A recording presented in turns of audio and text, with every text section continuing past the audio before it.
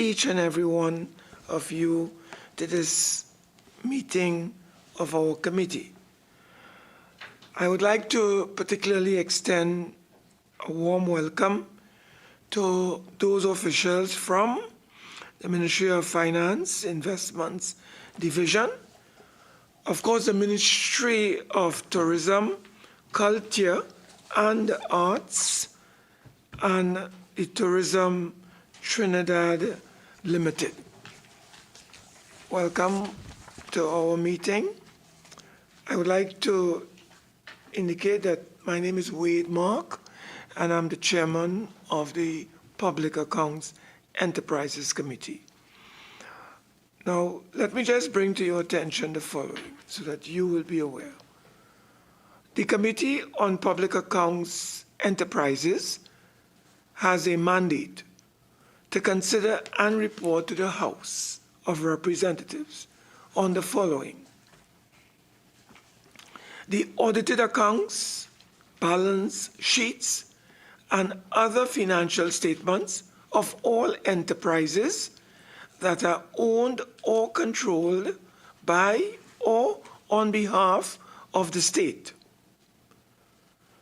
The Auditor General's report on any such accounts, balance sheets, and other financial statements, and whether policy is carried out efficiently, effectively, and economically, and whether expenditure conforms to the authority which governs it. So, this is some of the functions and mandate that we have to carry out on behalf of the people and report to the House of Representatives.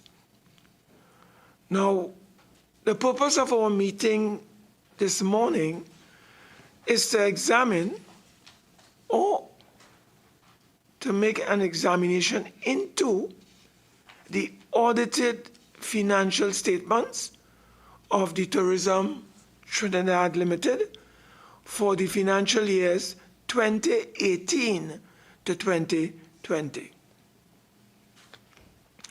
Now, this committee is desirous of hearing from you the challenges being faced by this new company, Tourism Trinidad Limited.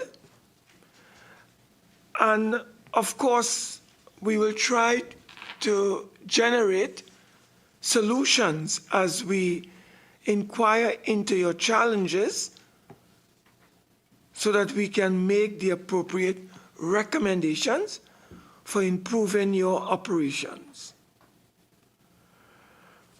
So that is extremely important for us. And I may wish to advise that our role as a committee is to work with you to improve the delivery of services that you offer, that you generate in an efficient, effective, and economic manner. Now, our meeting, the broadcast of this meeting is delayed, but it will be carried at the appropriate time by our channel. So this broadcast that is delayed, right, is going to be carried on our Parliament's YouTube channel called ParlView. And of course, it will be broadcast on Channel 11 and Radio 105.5 FM. That is to come. Of course, viewers and listeners can send their comments related to today's topic. And we have an email address, parl101@ttparliament.org, or on our Facebook /TT Parliament, or on Twitter @TT Parliament.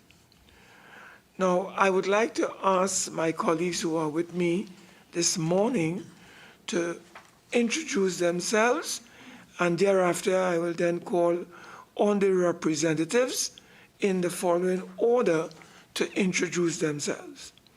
That is the Ministry of Finance, Investments Division, followed by the Ministry of Tourism, Culture and the Arts, and finally, Tourism Trinidad Limited, in that order. So I'll ask my colleagues at the table with me to introduce themselves, and we go in the order that I've outlined. Colleagues? Thank you very much. Good morning, everyone. My name is Rushton Parry. I am the Vice Chairman of this committee. Good morning, everyone, and welcome. My name is Amrita Devnarayan, member. Ministry of Finance. Hi, good morning, everyone. Malam Mohammed, Acting Director, Agro-Based Manufacturing Services Sector. Good morning, everyone. Malini Gangapasad, Acting Senior Business Analyst, Ministry of Finance. Ministry of Tourism. Good morning, Chair and members of the committee. I'm Simone Thorne Mora King-Yunis, Permanent Secretary, Ministry of Tourism, Culture and the Arts. Morning, everyone. I'm Brian Gift, Tourism Advisor 2 in the Ministry of Tourism, Culture and the Arts. Any more persons from tourism? Good morning, everyone. Keon Francis, Acting Cultural Officer 3, Ministry of Tourism, Culture and the Arts. Anyone else from the Ministry of Tourism? If not, let's deal immediately with the officials from Tourism Trinidad Limited. Good morning, Mr. Chairman. Good morning, members of the committee. My name is Cliff Hamilton. I'm the Chairman of Tourism Trinidad Limited. Thank you. Good morning to everyone, Chairman of the committee. My name is Carla Cupid. I'm the Chief Executive Officer of Tourism Trinidad Limited. Okay. Anyone else? Mr. Hamilton, from you? Yes. Good morning, everyone. I'm Carol Austin, Chief Financial Officer, Tourism Trinidad Limited. Okay. Good morning, everyone. My name is Marcia Maubert, Entrepreneurship Development Officer, Tourism Trinidad Limited. Thank you once again and welcome. Good morning, we have one more person. Yes. Sorry, sir. My apologies. Good morning, Chair and members. My name is Ian Dongs, Manager Corporate Services, TTL. Thank you. Okay, at this time, I want to invite a representative from the Ministry of Finance, Investments Division, to make a brief opening statement. Who will go? Hi, good morning, everyone. Good members, Chairman, members of the committee. Thank you for the opportunity. The Investment Division of the Ministry of Finance is responsible for executing the investment policy as prescribed by Cabinet. Accordingly, the mandate includes oversight, monitoring, and when necessary, the rationalization of equity holdings in commercial entities. Tourism Trinidad Limited is one of those entities, incorporated in June 29, 2017 as a wholly owned state enterprise. The company is mandated to develop market of the business, conference, and meetings product of Port of Spain, the development of niche products including culture, festivals, sports, and the provision of business advisory services. Additionally, the Investment Division acts on behalf of the Minister, Corporation Sole, and carries out the corporation function. This includes representation of the Minister in shareholders' meeting, establishment of new state enterprises, and divestment of state enterprises when it becomes feasible to do so. We look forward to today's discussion. Thank you. Thank you. Madam Permanent Secretary, I now would like to invite you to make some brief opening remarks. Good morning, Chair and members once again. The Ministry of Tourism, Culture and the Arts is in charge of developing tourism and cultural policy for the country, for Trinidad and Tobago. In 2020, the culture portfolio was added to the ministry in recognition of the fact that Trinidad and Tobago could not separate, shouldn't say, not could not separate, but the cultural aspect of our country was so important to the tourism product that it made much more economic sense to add the cultural portfolio. The ministry, therefore, has under its control or supervision the TTL, what we call our performance spaces, that would be the NAPA, SAPA, National Carnival Commission, and Naparima Bowl. So they assist us in implementing our cultural portfolio. The ministry is particularly pleased to be called here today alongside our this morning, our main partner, the TTL, because we'll get a chance to show Trinidad and Tobago the progress that has taken place since the cultural portfolio has been added to the ministry. So we thank you for this opportunity once again. Okay, thank you. And may I invite the chairman of the Trinidad Tourism Limited to make a brief opening statement. Mr. Chairman. Thank you, Mr. Chairman.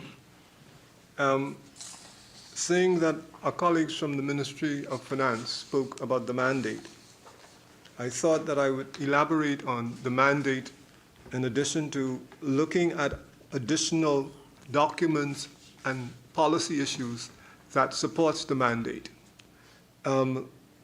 Really, TTL's primary function is the marketing and promotion of tourism on the island of Trinidad and all of the associate elements that allows us to market a product or an experience that's unique and that is certainly marketable, and the persons who are willing to pay for that experience. Our mandate, there's 6 outline points in the mandate from Cabinet, but I'm not going to elaborate on those. I'm going to talk about the documents that supports it. And we're fortunate to have had clear mandates from Cabinet, and we have a tourism development policy from 2021 to 2030 that clearly outlines what we're supposed to do in relationship to government policy with regard to tourism development, both in Trinidad and Tobago, because that's how the policy covers both areas. The other document that we have is the strategic plan, the state enterprise performing manual, which also guides us in terms of what we do. And then finally, the strategic plan that we have for 2023 to 2025.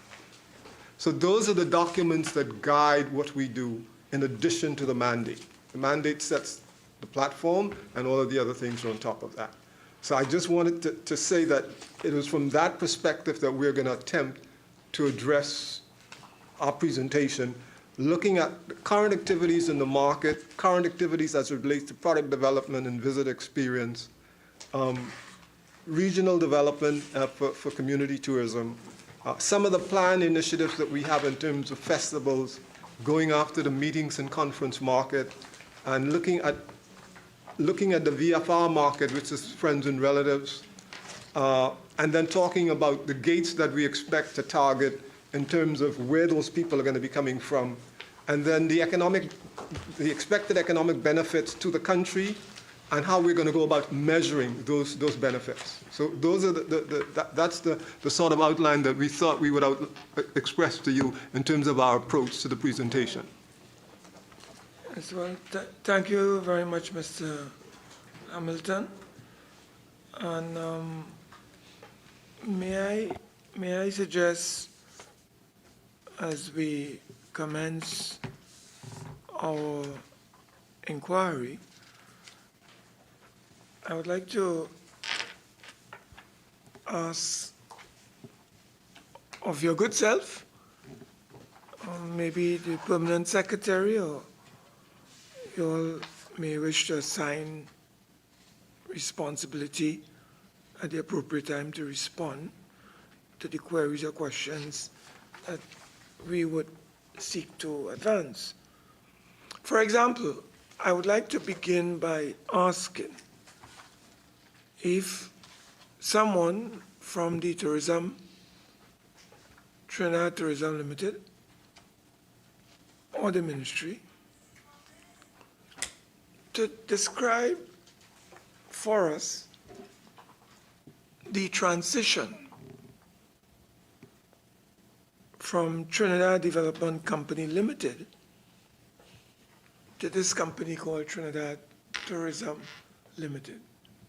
Give us a little understanding of this journey, a description of what has happened in this transition, what has happened in that, and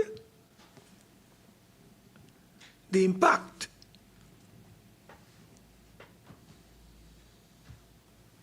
that rising levels of crime in Trinidad,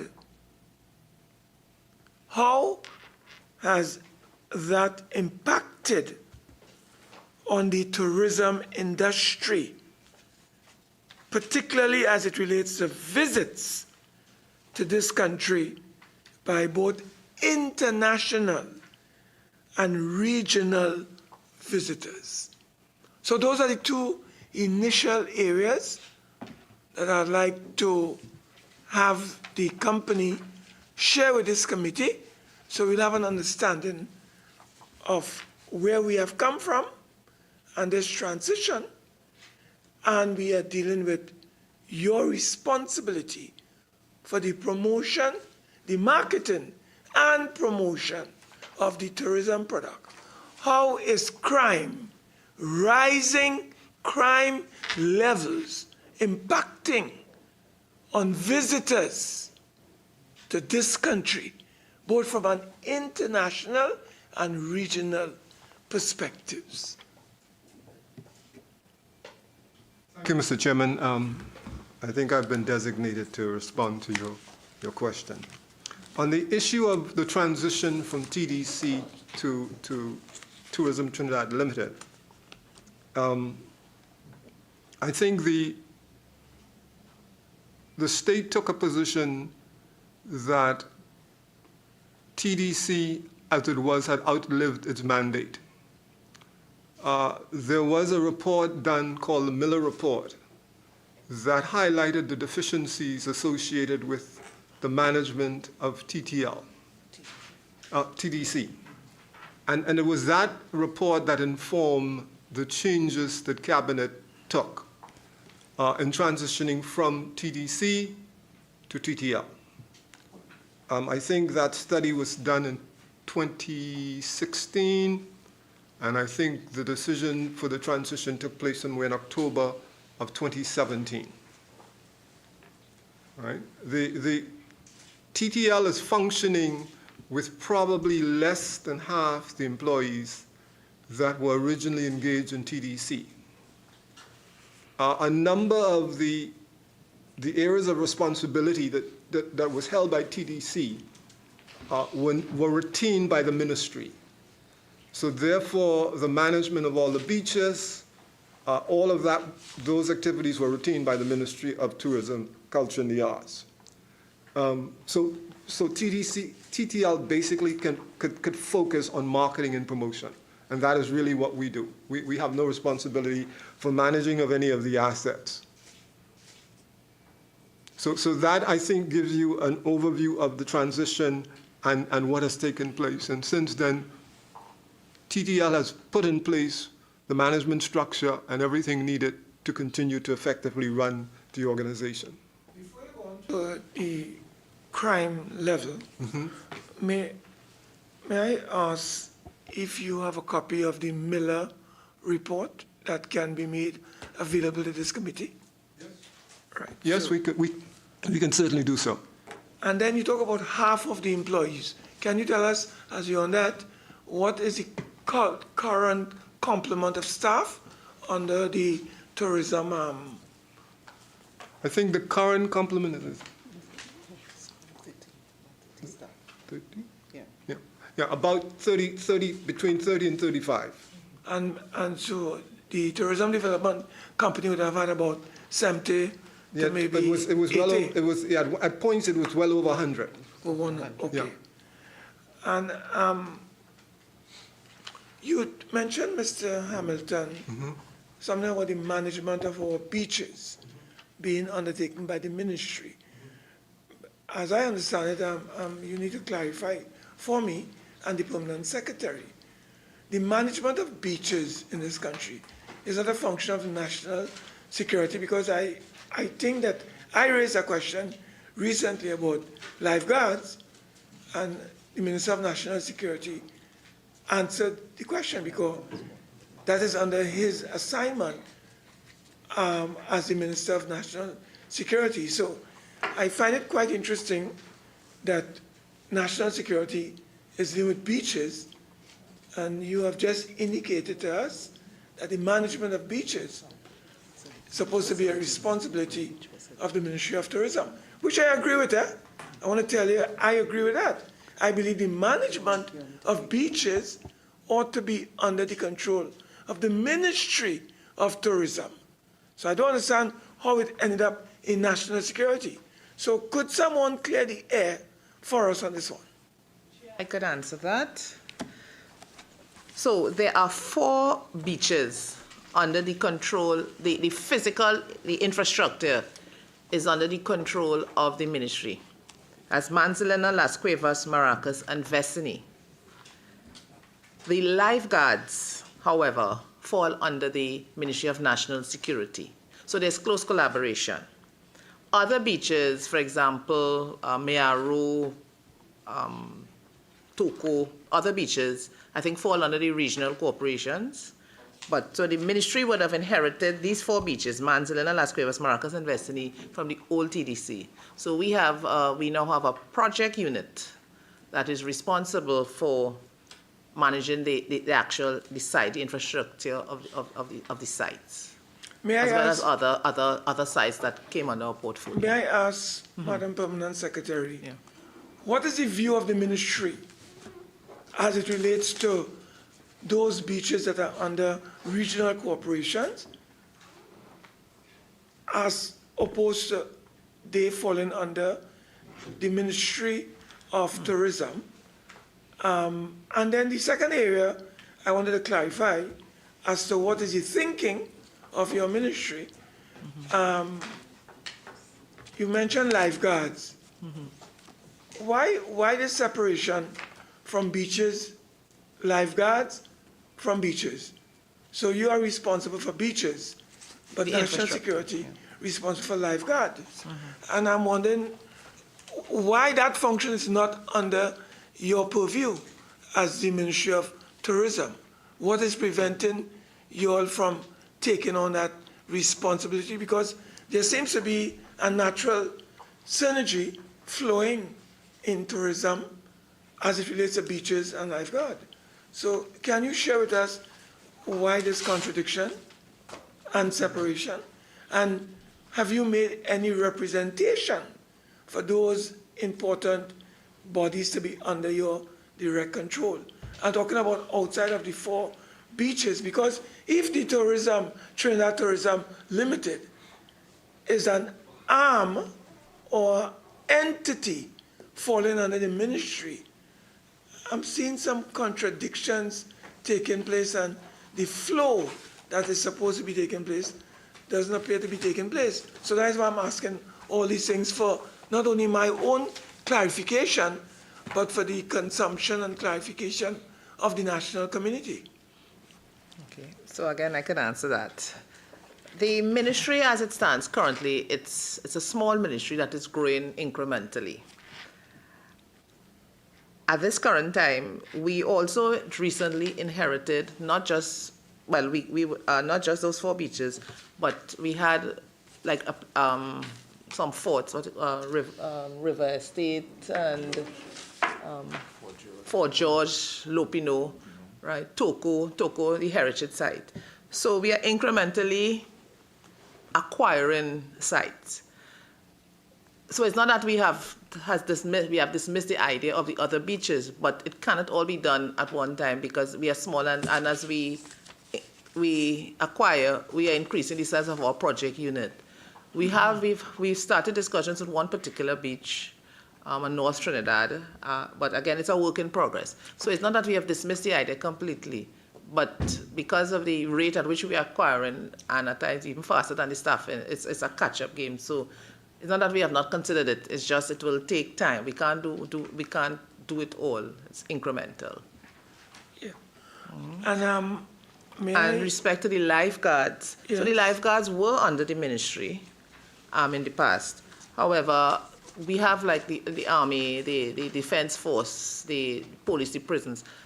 They're just security and in charge of looking after, for example, the defense force securing our coastline, securing our property. The lifeguards were seen as being part of that, of a security. When I say security, the protection of our citizens, just how the fire services are to protect, the police is to protect and serve. The lifeguards were seen as protecting the citizens. So that's why they would have been placed there about 2016, I believe, in 2016. Yes, they felt they were a better fit as part of to protect and serve. Even though it's not there, it's not there, the particular motto, but it's part of the protect and serve of the citizens of Trinidad and Tobago. Did I, just to clarify again, did I hear Mr. Hamilton said earlier on that you have a plan, a development plan for 2021 to 2030? Was it 2021 to? Yes, we have a draft strategic plan. From 2021 to 2030? No, 2023. Oh, 2023? Yes. Okay, I understand. Mr. Hamilton, could you go on to the question of crime? And how crime in Trinidad and Tobago is affecting the tourism product? Thank you, Mr. Chairman, for that question. It's rather timely because we just had a meeting last week with some of the stakeholders. And these are ground tour operators in Trinidad. These are people who take persons on hikes, take them to the various rivers. And one of the response that was probably a general response is that they do not see the crime affecting the visitors. These are people that they work with who come to Trinidad, who've been to Trinidad over and repeatedly, and they've never had encountered any crime. Now, there are some folks who probably, and I think depend on where they go and where they take persons, would say that persons are concerned about crime. But the general consensus from that stakeholder meeting we had last week was that they are not concerned about crime, and the visitors that they have are not concerned about crime. I take it that we do have an issue with crime. It is a public menace, and certainly for tourism, it's a bigger problem because it creates a perception. However, we've been talking about how we try to deal with that outside perception of crime by using technology. And we are hoping that we will be able to enter into some agreement with Google, whereby in terms of the search engines, if we give them content that's positive, when you Google Trinidad, what comes up first are those positive things that we're saying about the country or other people are saying about the destination. So we're looking at that as in terms of how we can help to minimize the international and regional perception of crime in Trinidad. But as the stakeholders have said, they're not seeing it. It's not affecting their customers. So that is my best report on that issue.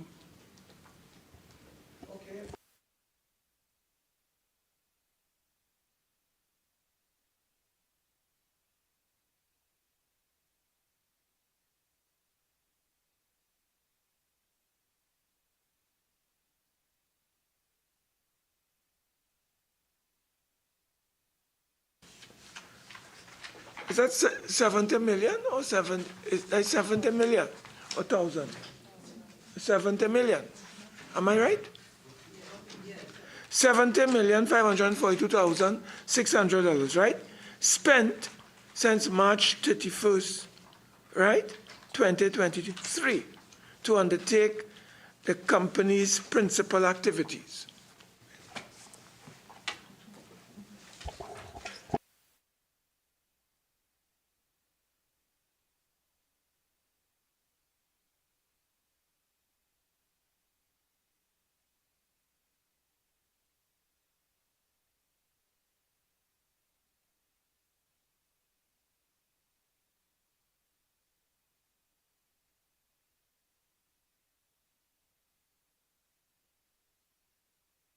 Yes, Mr. Chairman, I'm saying it.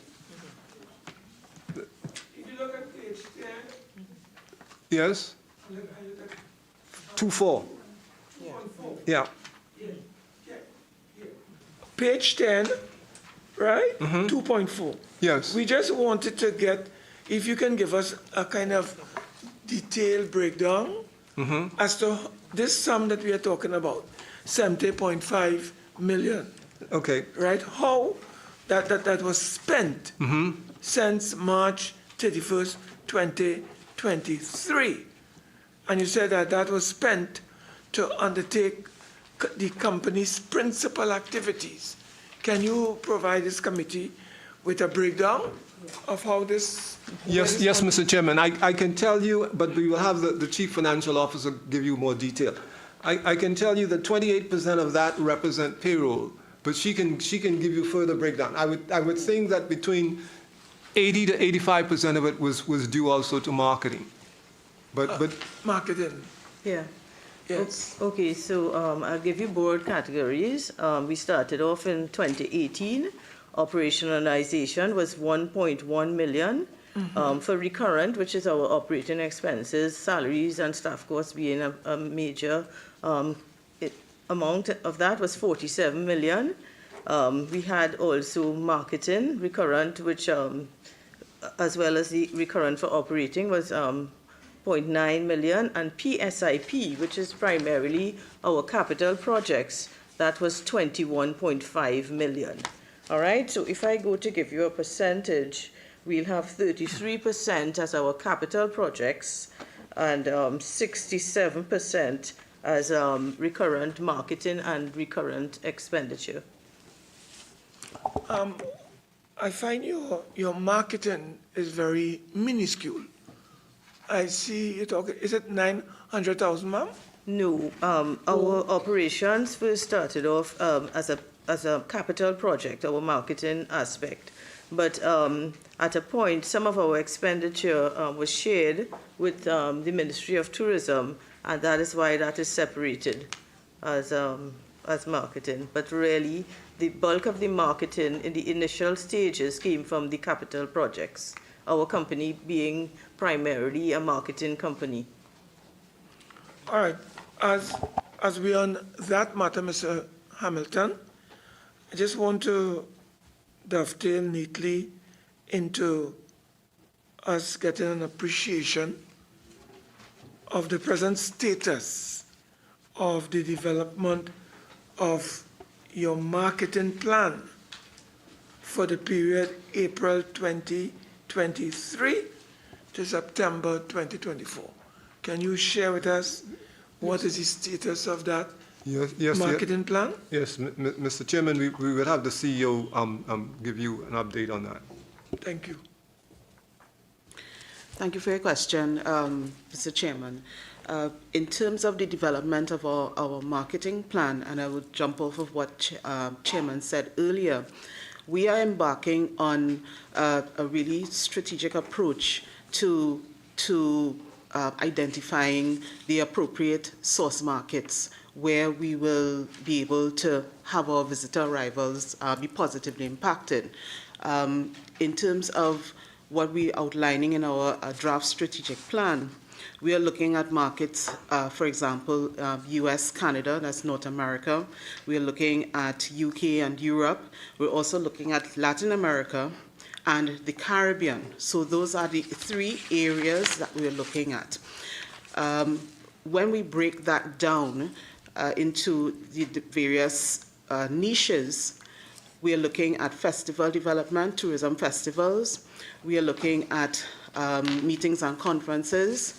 We are also focused on VFR and diaspora. Those are critical areas that we're looking at in terms of where we target our messaging. Now, according to National Tourism Policy, our tagline and our messaging speaks to a destination that is always in season. So we are looking at addressing those peaks and troughs within the entire year that speak to, variations in visitor arrivals. So that is where the tourism festivals and the development of festivals that will come in. So once we have those festivals rolled out, we are developing a very detailed calendar of events. In fact, it's almost completed. And that calendar of events will now be used as part of our marketing machine. These are the experiences that you can now come to Trinidad and avail yourself of.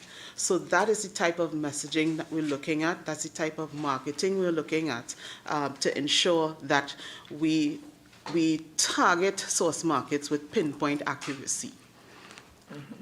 Mr. Hamilton, or your CEO, between 2018, when you came into existence, 2017, 18, you started to operate up to 2020, and even beyond, would you be able to share with us and the public what has been the result of these marketing efforts in attracting visitors internationally and regionally to Trinidad and Tobago?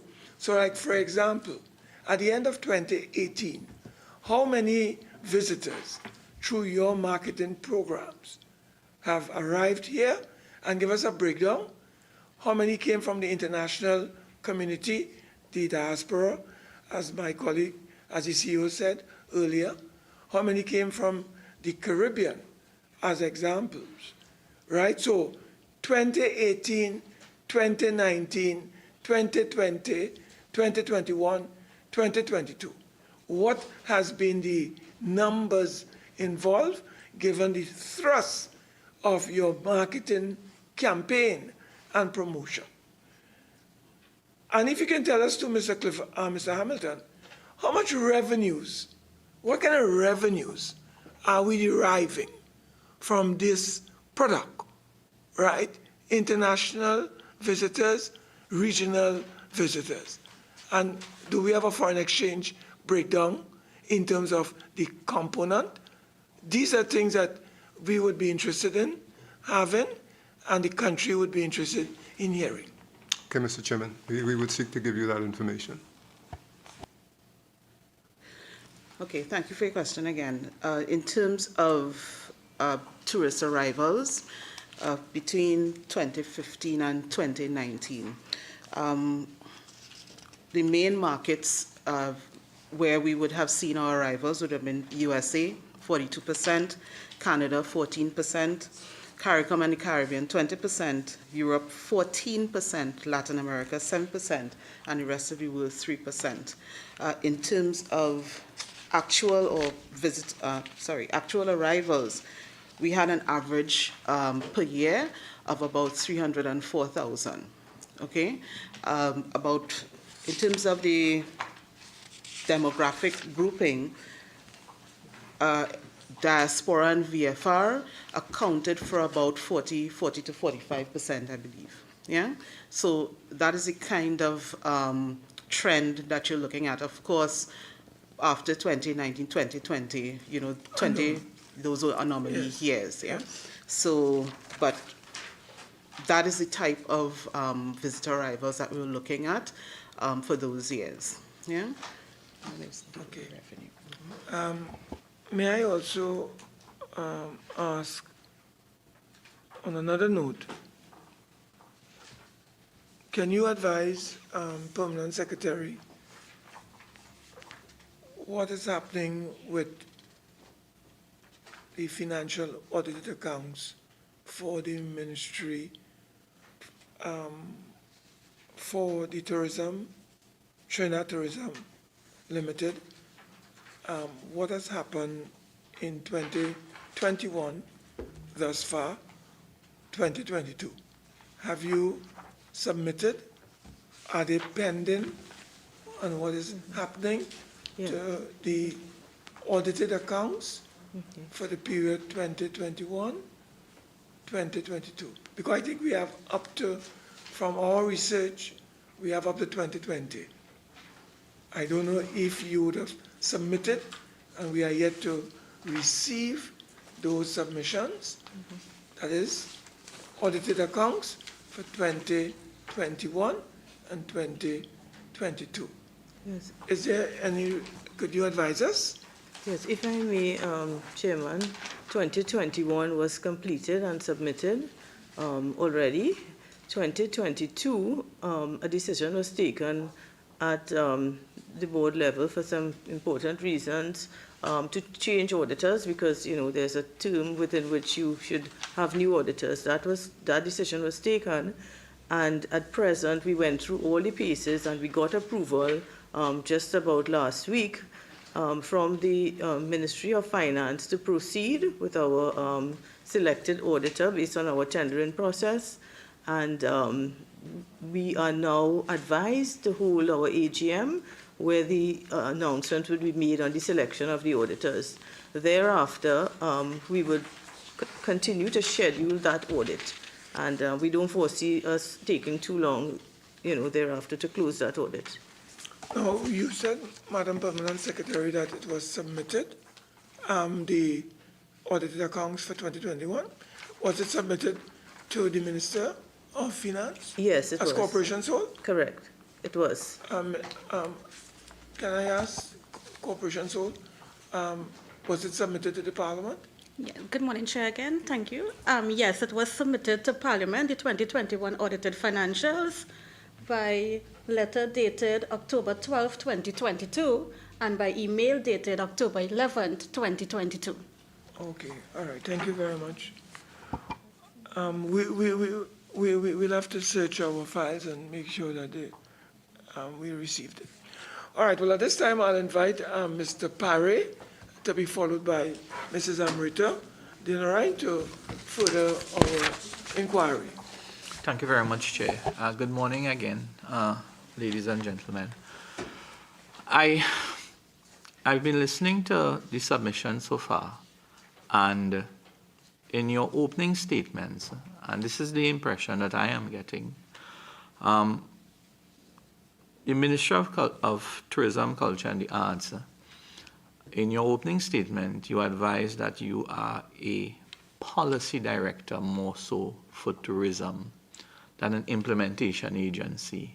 So it's policies that you are creating that is going to drive the direction of our tourism, and the fact that culture is a main part of the product for tourism. Your main focus is on policy direction, not the implementation. You are responsible for a few spaces, performance spaces, Naprima Bowl, and 4 beaches, right? And then the TTL says that, you two are generating the marketing, getting that experience packaged for sale for that 300,000 people on average that comes to Trinidad and Tobago each year. Now I am the MP for Mayaro, and tourism is a big component of our local economy down there.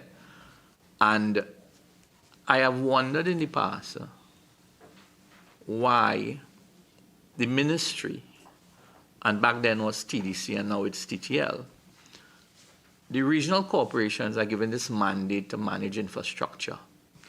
But when you look at the environments under tourism in these budgets, you get anywhere between $150,000 to $200,000 a year. When you have a space like Mayaro, and forgive me for just using that as the example because I'm extremely familiar, we have over 16 local tourism sites, inclusive of beaches, the Nerva Swamp, we have mud volcanoes, we have a saltwater lake, which are all can be packaged as part of this tourism infrastructure. So I'm wondering, when you have allocations in the national budget at 0.2% 1 year of the national budget for tourism, 0.1%, 0.7%, 0.1%, when you look at what we're giving to tourism. My question to both agencies, both the ministry and TTL,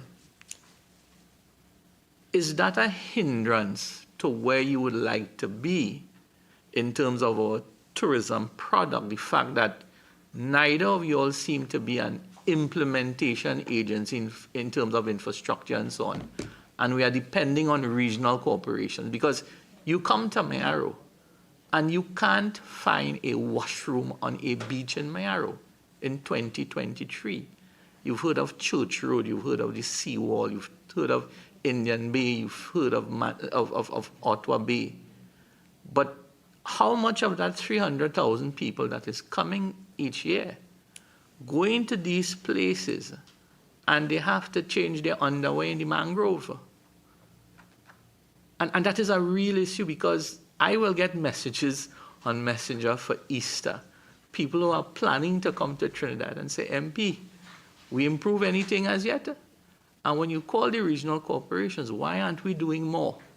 Well, we're not getting the funding. So I feel there's a disconnect somewhere. And I guess what I want to get from you is if that is something that you are aware of as a hindrance. Because if we are pushing tourism, the final product of a secure tourism environment is employment, small business creation, putting people to work. Again, the sale of the experience is to put money in the pockets of the people in these communities. But if that 300,000 people who are coming are only going to those 4 or 5 spaces that is under your control, which I doubt very much, but they are coming to Toko, to Moruga, to Mayaro, which is suffering the same type of issues, that can't be working for your agenda in your policy to make sure you're delivering on cabinets and the state's expectation at the end of the day. Is that a hindrance? Is that something you are aware of? If you are aware of it, is it something that you are making headway in renegotiating some sort of arrangement with the state to capture that, if you want to call it, your domestic tourism market? Whereas I'm hearing more focus on that international 300,000 that is coming. And I do believe our domestic tourism market probably 4 or 5 times the value of what may be coming in from our international market. So I just want to get some feedback if those things are in your circle of consideration and if it's being addressed in any way. Through you, Chair, an answer. Okay, so I would have mentioned the fact that I would have said earlier that we are a small organization that is incrementally growing. So we have taken into consideration Trinidad as a whole, the infrastructure, the beaches. But not just that. Right now we have been focusing on other sites that could be used for domestic tourism and by extent, and then the international. We have here Las Lapas, Los Heroes Volcanic Park, Fort Abercrombie Heritage Park, Lopino. We acquired Lopino. So there's a whole list. I mean, I won't go through the whole list here. All right. Apart from that, we've invested considerable sums of money. We have been investing considerable sums. And maybe I gave you the wrong impression when I said that we are policy. Yes, we are policy, but we also in charge of the management of the beaches and these other sites I have been calling. Considerable sums. I can't give you all the figures here right now, but we could give as to how much has been, and we will be requesting a new fiscal year to upgrade Manzanilla, for example, that would have been washed away by a flood about 2 years ago. Right, so it was reopened recently. We spent considerable funds. So we are taking into consideration sites that are all over under regional corporations, but as I said, it's incremental. We look at the size of the organization and it's increasing. But apart from the physical infrastructure, as we go more and more throughout Trinidad, Mr. Giff here, you could speak on our sustainable tourism or community-based tourism product training for the, yeah. So you could see he's going to speak a little more on a program that will be involving all the communities, starting off again incrementally. We launched it late last year, but we will be doing that. I believe Miaro is maybe in one of those. Anyway, you speak. Right. Morning again, everyone. Yes, as part of the ministry's thrust towards the development of specific niches, we have been involved with community-based training for particular communities. So as the PS would have mentioned, we would have undertaken a community-based training workshop with the community of Lupino, and this workshop took place over a 3-day period. We also have earmarked for other training workshops, other communities. We're in the process now of making arrangements for community-based training in Paramin, and there are also other discussions to be held with other regions and by way of regional corporations to have community-based training in those communities. So I think we have also earmarked for training the Couva, Talparo, Tabakit region, and this will take place later in this fiscal. I want to ask this as well. Historically, you know, as a child growing up, you would hear on the radio about Amiral's travel, and, you know, they will be inviting tourists from all over the world to come to Trinidad. And, I mean, you ask anybody in Port of Spain or San Fernando, hey, let's go for a weekend somewhere. It's either they talk Tobago or they head Mayaro. Probably to a lesser extent Moruga and perhaps somewhere in Toco for those who like, you know, the gliding and surfing and so on. So, you know, I'm hearing of all these sites that you are focusing on these community training and so on. And when you look at the type of infrastructure, and I'm just amazed that, you know, historically over the last 20 odd years, Mayaro has not been a focus, and we have 17 miles of beachfront, you know, 5 open beach spaces that's available for development for safe bathing zones. We have the swamp, you have your ecotourism, we have, you know, and yet you tell somebody, look, we're going for a weekend somewhere, get a house in Mayaro. I mean, Easter weekend, if you try to find a room in Mayaro for any weekend from now until Christmas, you're not going to get any. But yet the infrastructure, if we are serious, we in you know, low energy pricing environment, you know, we have a depletion of our foreign exchange, and yet, you know, some places that has the historical significance. I remember reading one of the books done by the gentleman who was involved with Amiral's travels. You know, he sold this story about Mayaro being the gateway to Atlantis. You know, that beach, you know, you wake up on that eastern side of the island and the sun takes you at 5:45 in the morning. You have this experience. And we are not selling our stories. You know, we have, as I said, 16 sites. We found that warm saltwater lake up in Pool Valley since 2017. And it's probably one or you can't find that anywhere else in the Caribbean. But yet, you know, nothing seems to be done from that domestic market. And I'm hearing everything about the international market for TTL that you're focusing on. But I'm wondering, why is there, if you say it started, but I think it's a bit slow because it's a market that people have money. I mean, we have every Sunday, you look at the Sunday Express and you look at cash balances in the commercial banks. There's liquidity in excess of $6 to $9 billion. And if we're not creating spaces for people to take that money out of the banking system and get it into Mayaro and Moruga and Toco and get it into the beach houses and all the auxiliary services for our local domestic market, we can't have the multiplier effect of that money circulating. So, you know, so I reviewed quite a bit of the questions, the documentation that you sent. I mean, I see the importance of the job that you have to do. It's not an easy task. the country is looking at tourism as a bailout for us in terms of our economic space. So perhaps in your conversation at the state level, at the cabinet level, at the investment level, perhaps you ought to be asking for more. And if you tell us what are those challenges in getting more, when we put our report together, we can make a solid case for you with the hope that focusing on the domestic side as well, we can really deliver on the commitment of churning the local economies in these communities, getting these facilities going, putting our young people to work.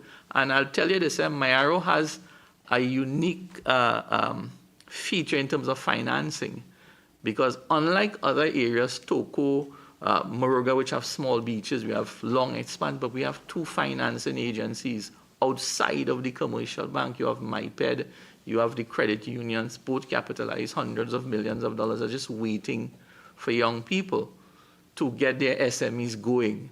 And I'm saying if TTL or the ministry can focus a little more in getting these ideas outside there, getting the infrastructure going, and encourage our young people to get involved in the business, I think we can start solving some of that problems in terms of unemployment, getting our youth focused back in business.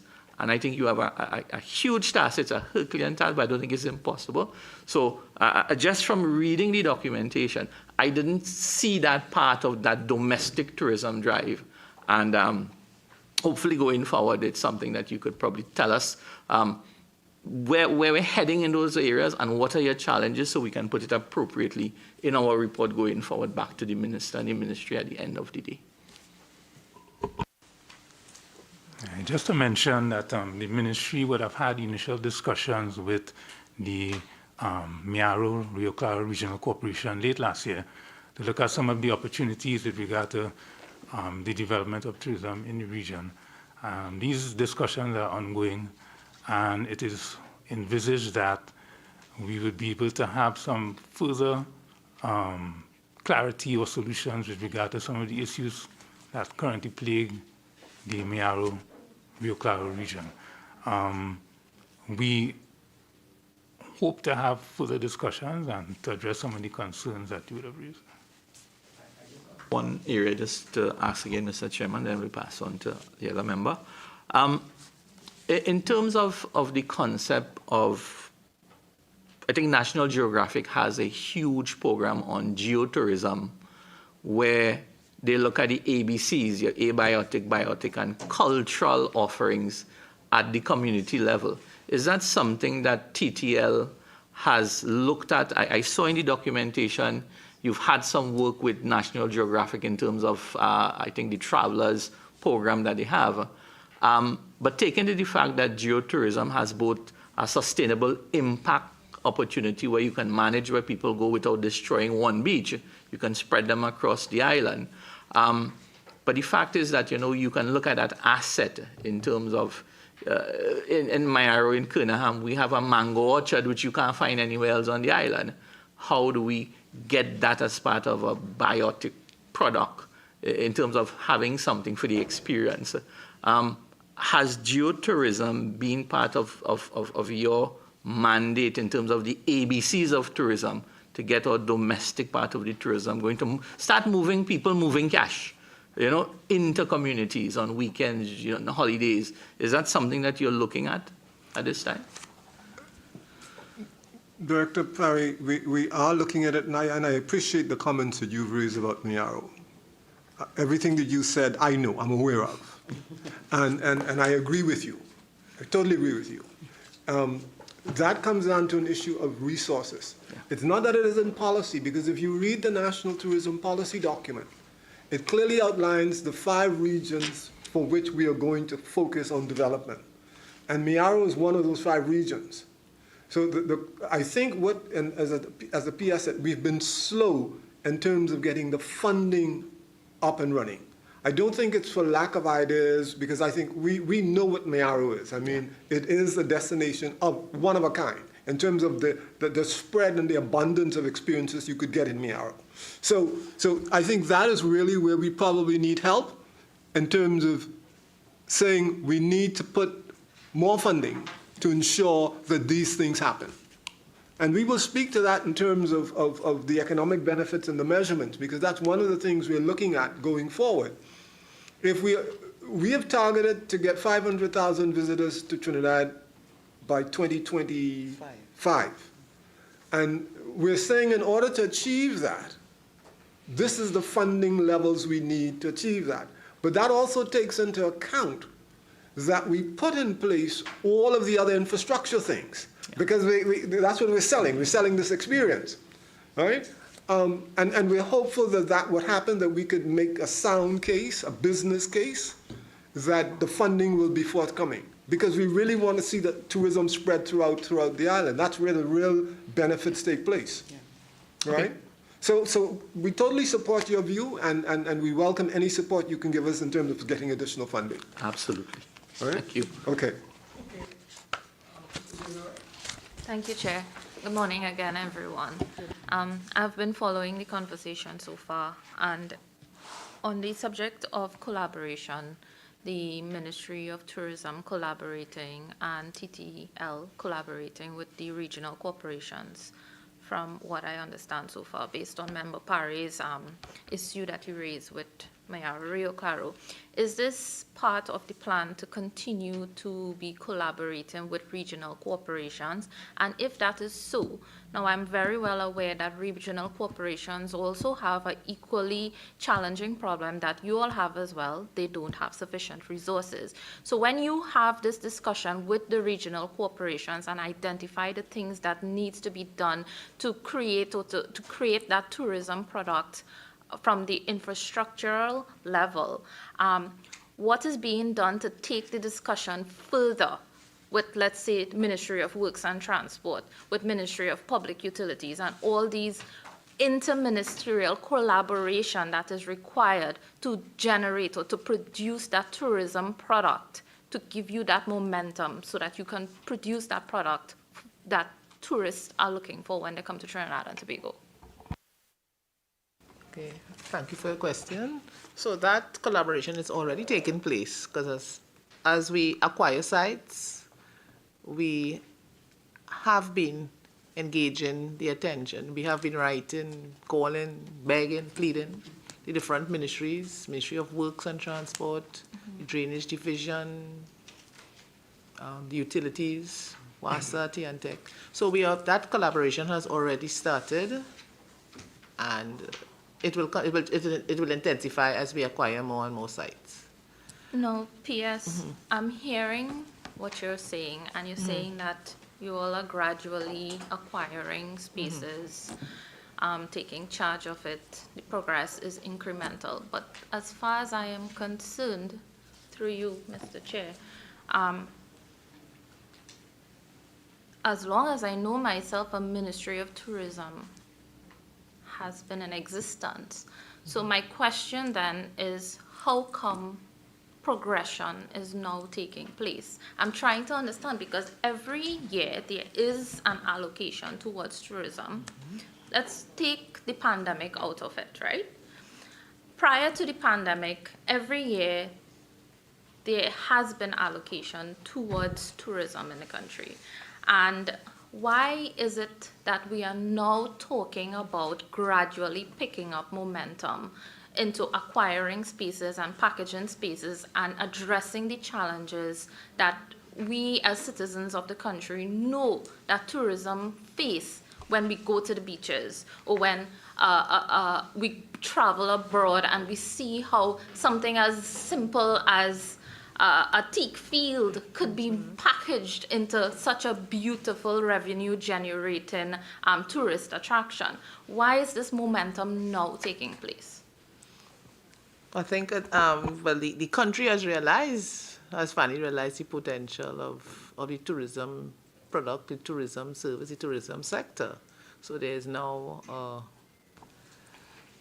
an impetus. Okay, so then this takes me to the strategic plan. Now, I see that you all have a strategic plan for the period, is it 2019 to 2023? And then one is currently being developed up to 2025? Is that correct? Yeah. The 2019, that plan was basically aborted because of COVID, because we could not have implemented a lot of the issues in that plan. But the new plan that is now being proposed is 2023 to 2025. Okay, so the plan for 2020 to 2023, I saw 316,000 was spent to develop the strategic plan. And then now for 2023 to 2025, a consultant is being engaged at the cost of $248,000. Now, my question is, and I'm directing this question to the Ministry of Tourism, why the completion or the generating of the strategic plan is being done external from the Ministry of Tourism and not necessarily with TTTL and the Ministry of Tourism? The plan we're referring to is TTL's strategic plan. Right, but a consultant is being procured, was procured. Was procured, yes. But why? Why is it not being done in-house? Because we have sufficient expertise within TTTL and I'm sure within the Ministry of Tourism, and your experience with your cross-collaboration and exactly what the tourism product should be going forward. How come we are not using our human resources within the Ministry of Tourism and TTTL to capitalize on the expertise to develop the strategic plan? Because I don't think anyone else understands what the tourism product should be and how it should be marketed and promoted and how it should be, how indicators should be developed to achieve growth in tourism, economic growth, and foreign exchange generation in tourism. I don't think anybody else understands that more than the Ministry of Tourism and the experts within the TTTL. So my question is, why are we spending $248 million to procure a consultant to do this work? Yeah, 248,000, sorry.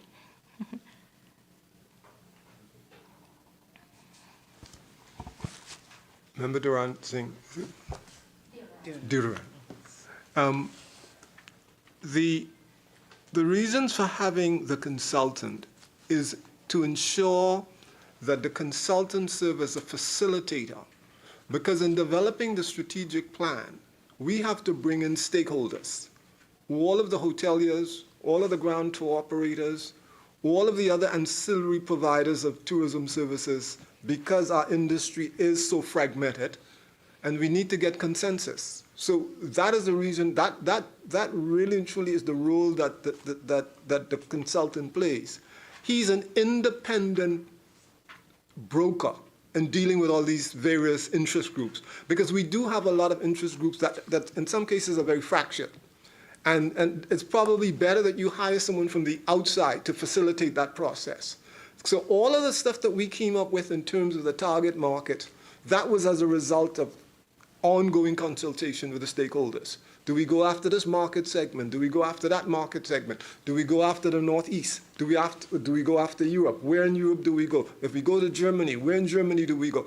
All of those things was a result of consultation with the stakeholders, which was navigated by that consultant. I don't think that we could have done that in-house and gotten the same type of results, because you needed an independent broker, and that was really part of the real reason for it being done.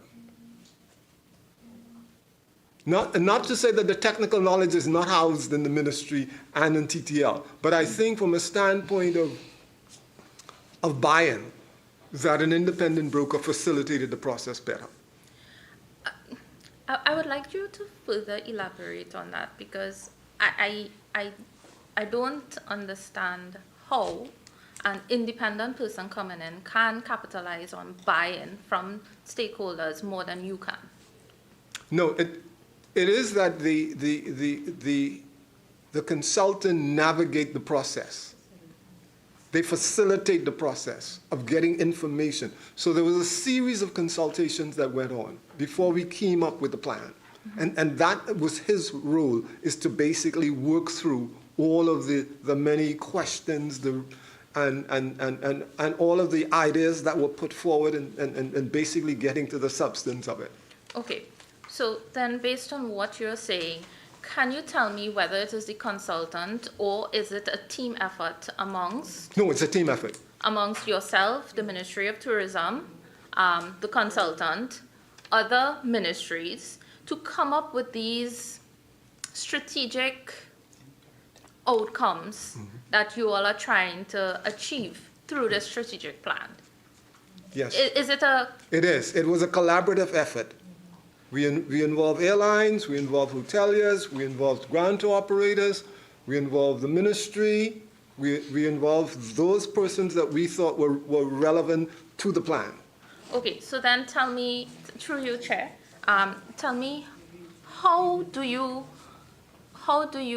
in this strategic plan, come up with indicators to measure your return on investment?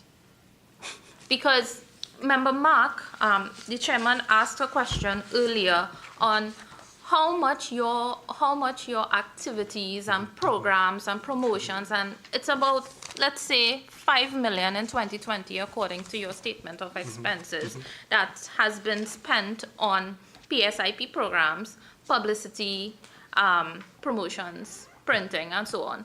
How is that translating to a return on investment on an annual basis for this country, so that we can say, maybe 5 years from now, we can be in a position where we could say that, you know what, international tourism receipts as a percentage of total exports has increased from 2.3% in 2.34% in 2020, the year that COVID had hit, and recovered to 5% of total exports prior to COVID-19. So tell me, how are you coming up with these indicators to measure your return on investment? Because remember, at the end of the day, what we are trying to do is develop a sector that would bring in foreign exchange, that would help us to diversify the economy, so that we are not solely reliant on the energy sector. We have some money that we are getting from tourism. We have some money that we are getting from non-energy manufacturing. So that is what I am trying to understand. How is this strategic plan is being developed to ensure that we have a return on investment that can accrue to us, translating and saying that we have increased our contribution to total exports in terms of foreign exchange? Okay. We have certain things that we use in the industry to measure the impact of what takes place from a marketing standpoint. There's usually a 3-year gestation period from when you put your marketing program out there to when you start to see a return on that investment. And what we look at is we look at length of stay. We look at the average visitor spend, right? And those are barometers that we use. So, for example, in Trinidad, between 2015 and 2019, the average length of stay was 13 days. The average visitor spend for that 5-year period was $7,433 TT, or $1,093 US. So that gives you an idea of what the spend was based on the number of visitors. And then we also take into consideration room tax, which is 10%, VAT, which is another 12%. That gives us, so we start then looking at the total contribution to GDP. For example, what we're projected for 2023 to 2025 is total revenue receipts of US $429 million, right? With total arrivals of 388,000 visitors. Direct contribution to GDP is 2.8%. GDP contribution multiplier impact is 7.8%. Employment contribution direct is 17,500 jobs, or 2.8% of labor force. Employment contribution multiplier is 52,700 jobs. So we've basically mapped out what we expect to get from this investment. Right. So this is excellent. This is exactly what I wanted to hear. I wanted to hear like exactly how we are going about doing the forecasting to understand what it is we are trying to achieve. Now, I understand that. But in your submission, you also indicated that you will, and both the permanent secretary and chairman, you indicated that you will have severe challenges when it comes to resources, both on the human resource side and also on the budgeting side in terms of releases, right? So correct me if I'm wrong, because I'm seeing some confused faces. Okay, all right. Okay, so from a releases standpoint, from the budget, from the annual budget, right? Do you all receive all of your allocation, and has there been a pattern of receiving all of the allocation so that you all can work towards achieving this? Because the targets that you are setting, Mr. Chairman, most respectfully, are targets based on the fact that you receive the amount of allocations that you request. No, you're correct. You're absolutely correct. Right. And if you do not receive these allocations that you very well request, and have been here for almost 5 years now, and almost 99% of the time, every ministry that comes before us do not receive the amount of allocation in releases. Tell me, how is this going to affect achieving these objectives and these targets that you have set? And how are you going to work around it, or what we here as a committee can do to assist? Because telling us one thing, to plead with the minister to give you your releases is one thing, but we also have to think about alternative scenarios or alternative alternative ideas or actions to work around the challenge, because it is a problem and cash flow will continue to be a problem. Yeah, thank you very much for your comments on that. We recognize that there are a lot of things that we do not control in tourism because of what it is. It is susceptible to market shifts. It's susceptible to airlift issues. If an airline decides to pull out tomorrow and reduce the number of flights into Port of Spain, that's something we have no control over. That can impact the numbers, right, severely. Disruption in the marketplace. If our major marketplace has a disruption, that could affect the outflow of traffic. And then timely releases. So point well taken. If we do not get timely releases, we are put into a dilemma, because we have to plan, in some cases, 3 to 6 months out. Because if we are going to go to a show in Europe, the further out we plan, we are guaranteed to deal with pricing issues. Because if we're going to Germany, and the ticket that we get a price for today, let's say it's $2,500, and we don't buy that ticket, but in a month's time, that same ticket could be $3,700 US. So the planning horizon is critical for us, and that could only be done if we have releases. Right? So what happens is, the closer it gets to the date of the activity, the price could more than double, triple in some cases. So that is why it's critical. So even with us planning for the resources, we have to end up using it somewhere else because we weren't able to get it in time, so other things suffer. So for us, the most critical element is being able to get releases well in advance that we could actually make commitments. Thank you so much.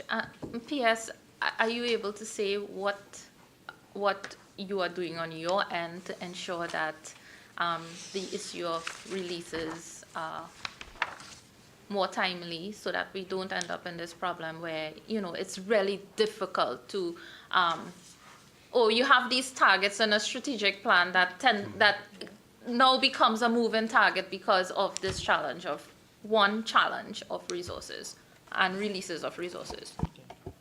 One of the reasons we get late releases has to do with the submissions. One of the issues we have is we have a lot of new staff at TTL. We have a lot of staff movement at the ministry. So as simple as that may sound, the Budgets Division, Ministry of Finance, they're specific templates. So what I've been spending a lot of time doing is training the officers to do the submissions correctly, sufficient justification, well, basically that's it, the process, getting your quotations, simply that, how you present. So I've done a lot of training. I've actually brought in persons to train for proposal writing, presenting a document in a way that is persuasive language. So a lot of time is spent on that, so that when it goes down to the budget division, it doesn't come back, because we've in all honesty, we've had a lot of that. They keep telling back, what we don't understand, why you need this, what is for. They're doing their job, the control, the monitoring part. So we spent a lot of time, we've been working very closely with TTL, as I said, as a young staff.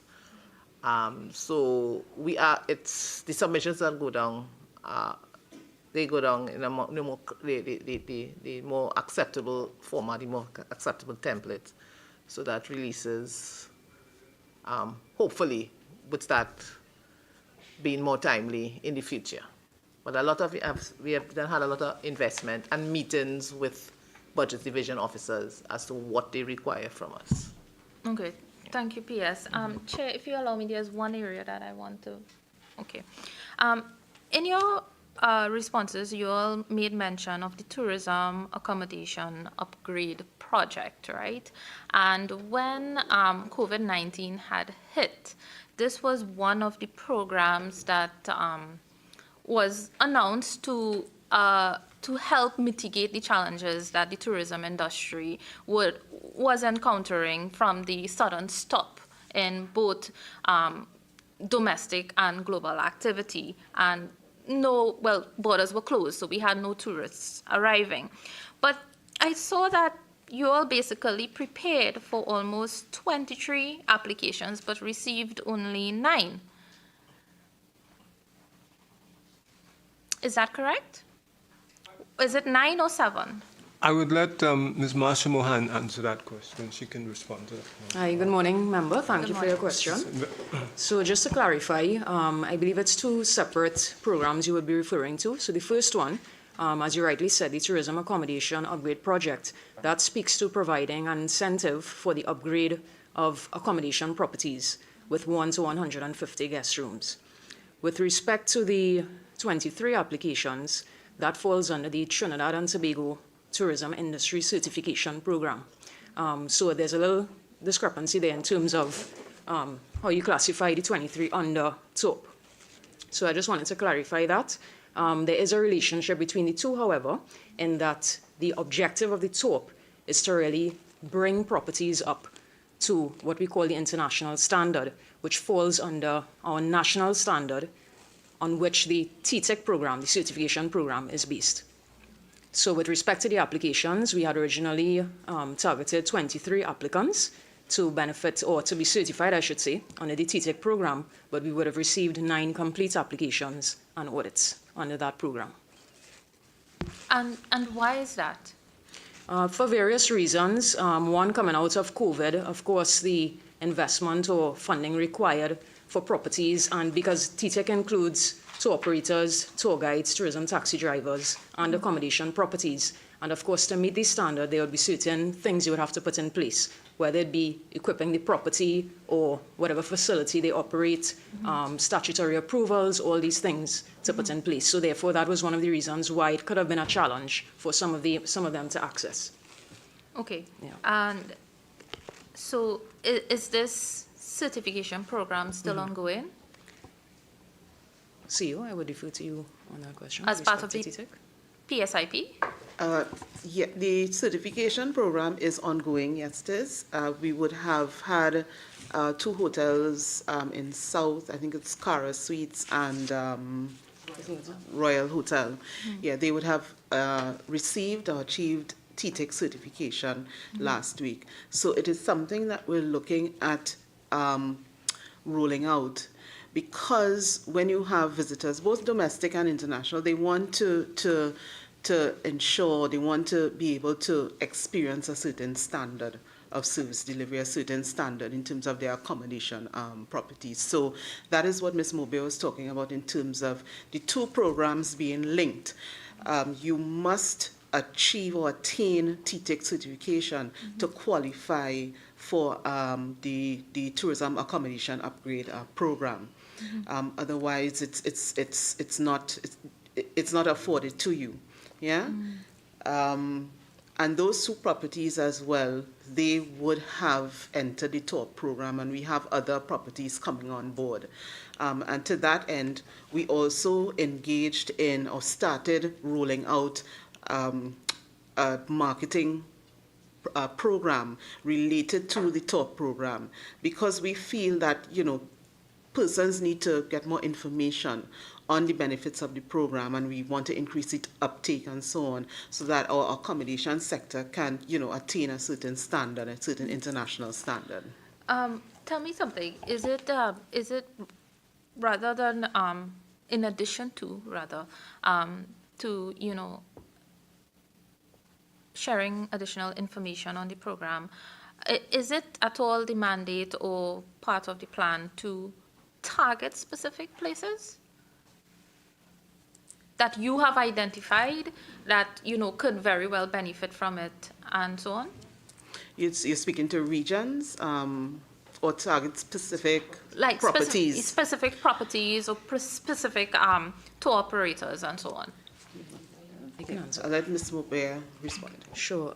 So with respect to targeting of properties, TOP specifically caters for small to medium-sized hotels and guest houses and bed and breakfast properties. So as I mentioned, any accommodation property located within Trinidad and Tobago, although TTL retains responsibility solely for Trinidad, with 1 to 150 guest rooms. So what we would normally do is, of course, target properties that we are aware of that fall within this range, and definitely provide assistance and guidance towards them accessing the top incentive. And how has the feedback been? The feedback has been quite good with respect to the second category in the terms of 6 to 150 guest rooms. So the incentive is broken up into two. With respect to the 1 to 5 guest room category, however, we have not had applicants within that specific grouping.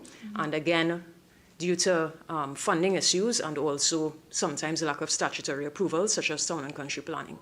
What happens is TOP is a reimbursement grant incentive, and therefore persons are required to put out the money up front before they apply for the reimbursement. So that sometimes can be a challenge if they do not have access to that financing. And based on your targeting so far and potential persons who are interested in this incentive program, how much of them have you seen not meeting the necessary requirements to benefit from this incentive program? Because that is an interesting thing that you raised, because many of them do not have the necessary town and country approvals. I'm trying to get an essence of how many or what percentage. I would say the majority of those who approach us would possess the necessary requirements, maybe just a few out of the lot in terms of town and country planning. Or the second requirement that poses a challenge sometimes is that the properties must be at least 4 years in operation. So that is another issue that is sometimes raised. But I would say it's on the minority side in terms of those with those issues. Okay. P.S. I have one last question to you. Thank you so much, Ms. Mobe. You're welcome. Moher. P.S.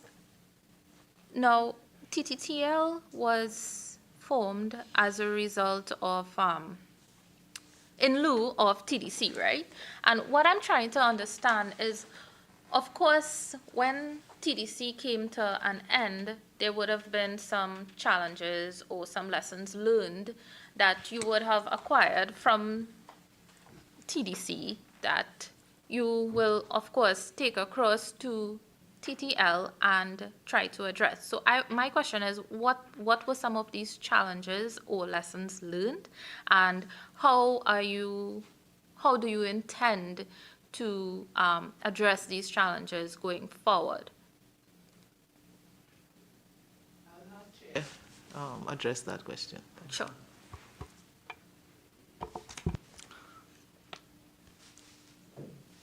I think the main messages that were learned from TDC could be one of management. And if you were to get an opportunity to read the Miller's report, okay, we're gonna make sure that you get it, right? The Miller's report outlined what were some of the operational challenges with TDC.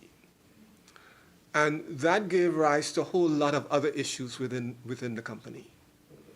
In terms of accountability, in terms of levels of reporting, in terms of just sheer lack of leadership, coupled with poor management practices. All of those things, I think, over time just culminated and basically made the organization ineffective for the most part.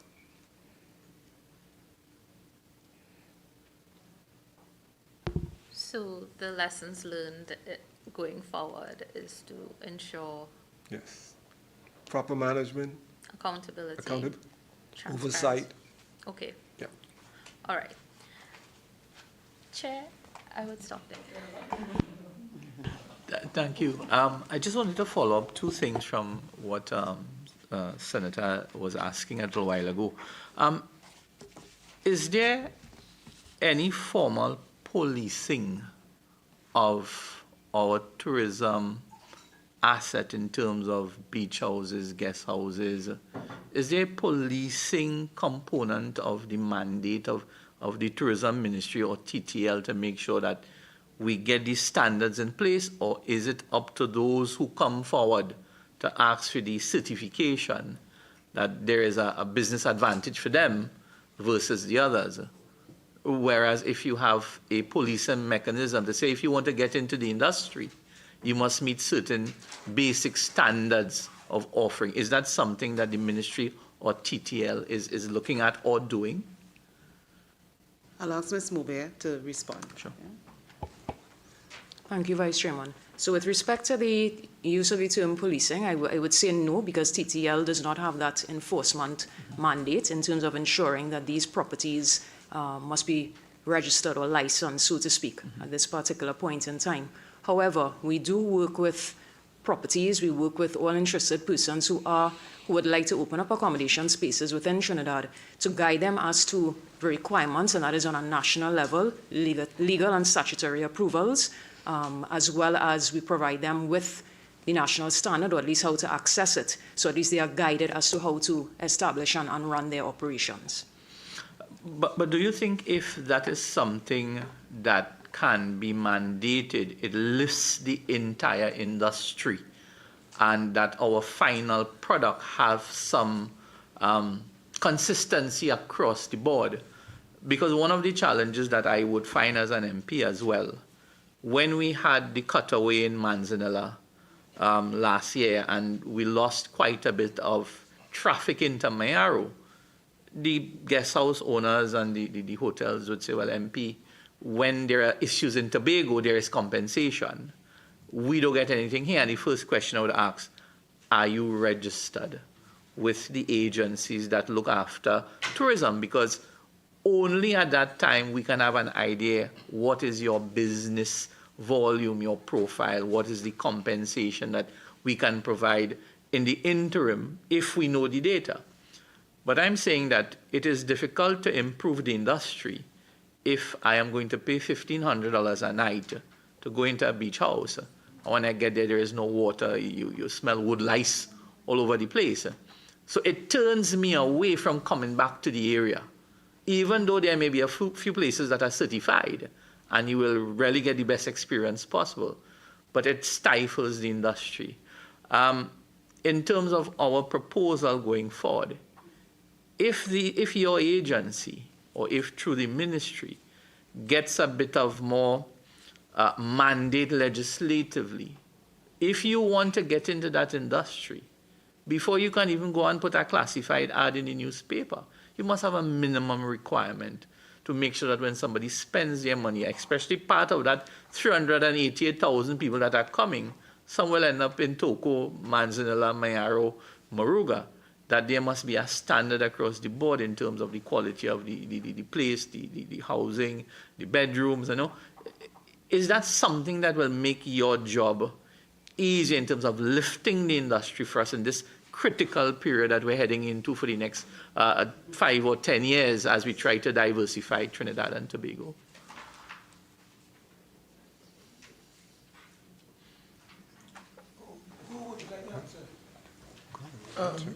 Question? Yes. And anyone, either the ministry or TTL, anybody who? I'll take the question. It is something that will improve or make our jobs easier, because we want to be able, without a shadow of a doubt, to say that this list of properties met a certain criteria. So right now it's voluntary. Okay, Marsha spoke about, Ms. Mobia, sorry, spoke about TORP and TTIC. If you want to access TORP, you have to have the TTIC certification. However, outside of that, it's really a voluntary program. If it was something that was legislated, that if you have to offer your rooms to guests, whether domestic or international, that you must meet a minimum requirement, or else you can't operate, or else you can't be shut down, then that is something that will make our jobs easier. They do it in other Caribbean islands, other jurisdictions, so it's something that would help us immensely. Because when we do our marketing, and I spoke earlier about packaging and so on, we want to ensure that what we're putting together, even outside of accommodation providers, tour operators, tour guides, tourist transport, we want to ensure that these persons who are providing this service on behalf of the destination, that they meet a minimum standard or criteria. So yes, the answer is yes. Do you have an idea of the total amount of, I think you have a fair idea from the hotel side of it, 10, 15, 20 rooms and so on for those big organizations. But if I would ask TTL if you have an idea of the amount of these, what you call these private beach houses or guest houses that operates in Trinidad and Tobago. Do you have a feel of that number, and what percentage maybe actually have the certification?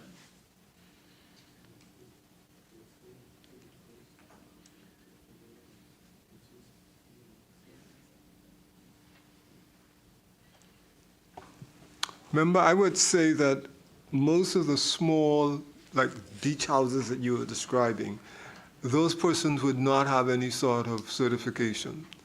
The majority of them would fall into that category of not being certified. I think, and I'm going to go here because I think it is something that we probably need to be aware of. Airbnb has come on the scene. Airbnb has added on their, if you go to their website, they now have more rooms listed on their website than we have rooms, traditional hotel rooms. Yeah. Now, because of their business model, they have some advantages in that if you get 3 strikes, you're gone, right? Now, so that is a sort of quality control element in terms of the delivery of their experience. So you're saying to you, listen, we're going to put you on our website. You're making these promises to the customer. If the customer comes to your property and these things are not in place, he now he's going to write you up, and it goes on their website, and then they see the ratings, and if your ratings drop 3 times in a row, you're gone. Now, that works for them because that's an electronic platform. I think in our case,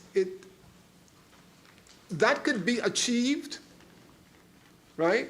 Because most customers today are very much in tune with the electronic world. And I think it is something that we're going to have to look at going forward, rather than trying to deal with everything with a piece of paper, is to use, even in using an app, that the customer could probably give us feedback in terms of the quality of a place, right? So people self-regulate rather than us trying to use the big stick, right? So we can say to the guy, listen, we got 3 complaints about your property, and we have you on our website, we're promoting you, listen, we're going to have to take you off the website. I'm sorry. Until you improve, you just can't be on the website because you're basically affecting the overall quality of the destination. Do you think that, I mean, I know the fact that a lot of these guest houses and so on, beach houses, they operate a bit under the radar for a number of reasons, tax purposes and so on. But it creates a whole world of other problems in terms of policing. You know, the Mayaro police tries to do patrols and they make an observation and they can't find an owner. There's no record of the owner of the house. You can't, you know, they see two doors broken into Saturday night, but they don't have a number to call. And I mean, we've tried to create databases in the constituency for people to register so the police would know who owns what. And that lack of data is really stifling that whole holistic approach of making your community a safe community to invite, we want 8,000 people to Mayaro every weekend rather than only for Easter.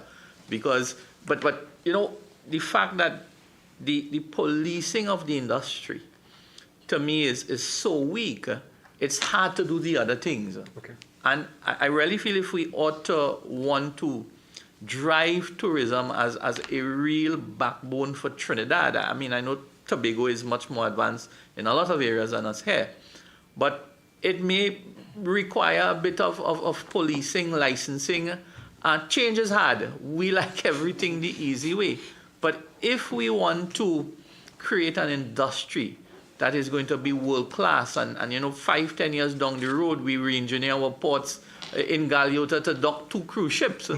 We need to have our places at a standard for this 3,000 people that is going to be coming off one of that cruise ship and getting a world-class experience as well.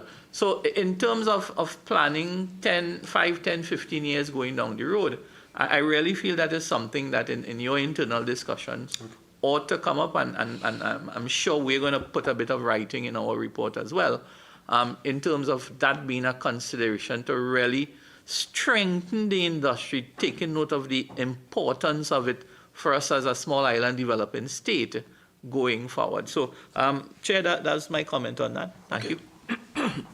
Thank you. Mr. Hamilton, the consultants that were engaged for the strategic plan, who were they? I think the first consultant was Pricewaterhouse as a group. The second was Res Consultant. What? Just repeat. RES Consultant. RES? Yeah. Who are they? What is that? RES, I don't know what is that. Who are the directors or owners of this? Well, I can tell you who the principal consultant is. His name is Francis Lewis. Okay. And what is his claim to fame? Harvard educated MBA. Wharton School of Business undergraduate degree in business. Over, I think, 25 to 30 years experience in management. Former lecturer, I think, at Arthur Lugja Graduate School of Business. All right. I just wanted to ask, not so much the name of the individual, but what was the procurement process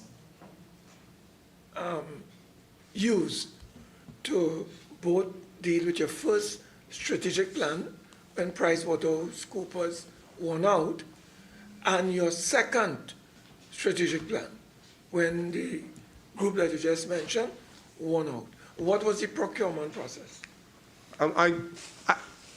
Was it a sole select process, or was it a competitive tendering process? I think the initial one from records that I saw, I can't, because I can only refer to records, was that went out for bid, right?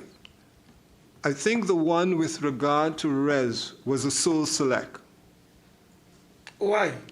Mr. Hamilton, how long have you been chairman? I've been chairman since 2022. Yeah. So you recently arrived on the, Yeah. on the compound? Yeah, on the compound. So when this last individual or group was engaged, you were there? I was. Okay. Now, you can provide us with details? Yeah, I would be able to do that. Process? Mhm. Now, the other thing I want to ask the Permanent Secretary, is there a fast or is there a heavy turnover of staff at both the TTL as well as the Ministry of Tourism? Because you keep talking about training and retraining in terms of getting people to drop proper proposal to persuade the ministry, the budget division. I don't know if it's a question of you have to retrain people so often because so many people are leaving, the ministry or maybe the TTL. So I'm not too sure. So I could speak about the ministry. It's not that, well, persons are leaving because the public service by nature is very fluid. Persons are appointed today, they're acting tomorrow somewhere else. It's fluid. We have, but that's just what it is. A lot of persons are, the contract staff Can you is provide fairly, us the in contract staff writing? is fairly stable. Could you provide us in writing what has been the experience between the period 2018 to the present time as it relates to those persons who have come, those when I say persons, you have offices, you have titles of offices, right? How many persons in X area have come in, how many have left, and what has the ministry been doing to address this situation? I know, as you rightly said, Madam Permanent Secretary, you have this challenge within the public service. It's a fluid situation. And I wanted to ask, what percentage of your staff is on contract and what percentage are public officers? Okay. I will have to Put that in writing. Yeah. Okay. And Mr. Hamilton, could you share with us what is the situation with you? When I say with you, with TLL, as it relates to the flow of staff, what has been the experience between 2018 to the current time? How many, I am hearing that you have had some crises as it relates to critical office holders. The last CEO, as an example, how did he leave? Could you explain to us? Because I understand there was some, and there are some other critical office holders that have left. Could you share that with us, given your experience since 2022?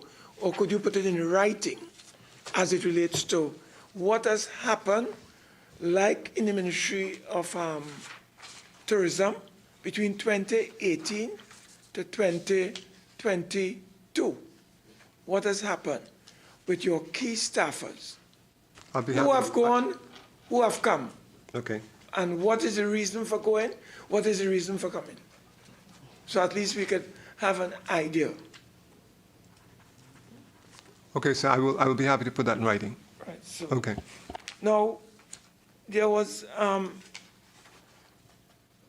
can you share with us any information on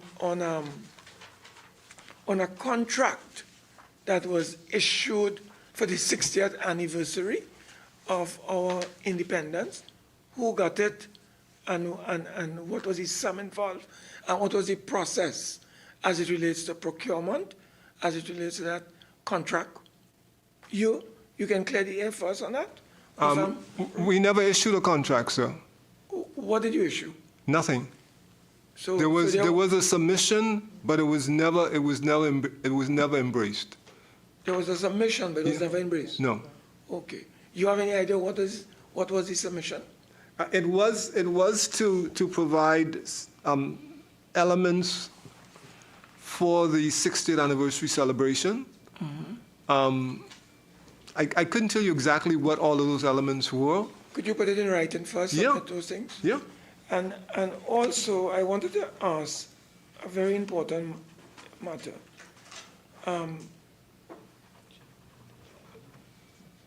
could you share with us what you consider to be the factors leading up to the discontinuation of services by some major airlines? When we talk about American, I think it was Air Canada or United WestJet. Airlines. And is it JetBlue as well? WestJet. WestJet. Yeah.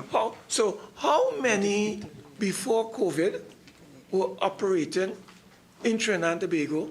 How many subsequent to COVID? And what has been the impact in terms of costs? Because as you have said, these things can have devastating consequences for your product. So what has happened? If you can just give us a tight summary, and how has that impacted on the product? Chair, if you allow me, I just want to ask one thing in addition to that. While you all respond to that question, I also saw in the submission that the contract with KLM Airlines is for a period of 2 years. Is that correct? Yes. Right. What, at the end of that 2 years, what is the plan with respect to access to that part of the region in terms of tourist attraction? Okay, I'll respond to the question. In terms of the KLM matter, I'll respond to the chairman's question first. My apologies. What we can do is submit in writing a total picture for you of what is happening in terms of the airline industry, right? Of course, COVID, the period for COVID-19 would have impacted on availability of airlift due to, and Chairman would have spoken to it earlier, there are factors outside of our control. So a lot of airlines right now are grappling with things like crew shortages, pilot shortages, and so on. And so they're not able to operate the extent of the fleet that they would have had in the past. You'd have mentioned WestJet and Air Canada. The Canadian market has a unique challenge whereby they would have, and the Canadian government would have made some amendments to their labor laws, I believe. And because of that, you would find that airlines based in Canada, they are not able to have their crew in service over a particular period of time. So that now stymies the ability of a Canadian-based airline to come too far south. I think the furthest they can get to is Antigua without crewing, undertaking a crewing cost, yeah? So if they come to to Port of Spain, what they would have to do is put their crew up in a hotel or so, and there's a cost involved in that. So that is the reason for that challenge that is specific to the Canadian market. But in terms of the performance of the other airlines, what we can do is submit that response in writing to you, so you'll get a full picture of, the challenges that we face. And the cost. Okay. And the cost, yes. Yeah? Yeah. Right.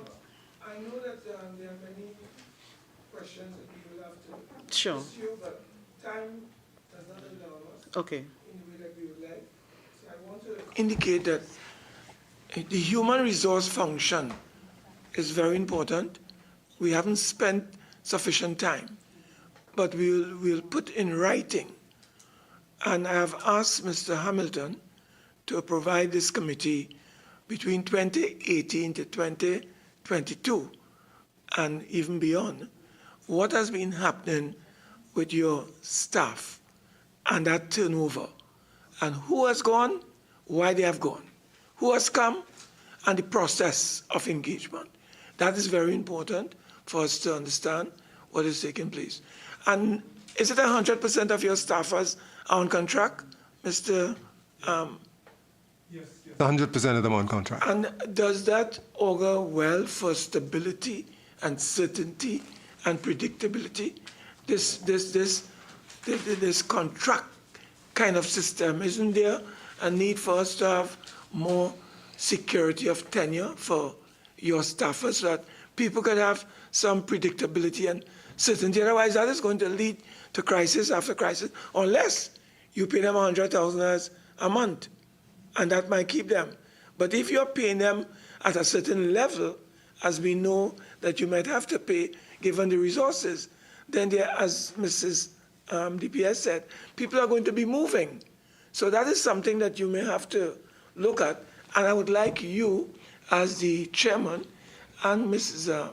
And the PS, to submit to us in writing some of your recommendations that you'd like us to consider to make this organization more efficient, more effective, more economic, right, in its operations.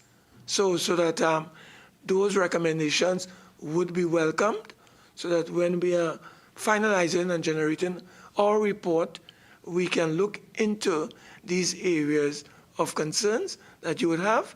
So your challenges and your solutions in terms of recommendations going forward. Okay? Thank you, Mr. Chairman. We have to close at this time because we have other commitments, but I want to give you the assurance that you will get a slew of questions that you would be required to put in writing, responses, so that all those questions that we couldn't pursue today, we will get you to put in writing, and we will put all that into our final report. So on behalf of our committee, the Public Accounts Enterprises Committee, we would like to thank Culture and the Arts for being here, headed by the Permanent Secretary. We'll now suspend these proceedings at this time to allow your safe passage out of our compound. Thank you. So thank you very much. Thank you, Mr. Chair. for being Thank here. you. Thank you, members. Thank you very much.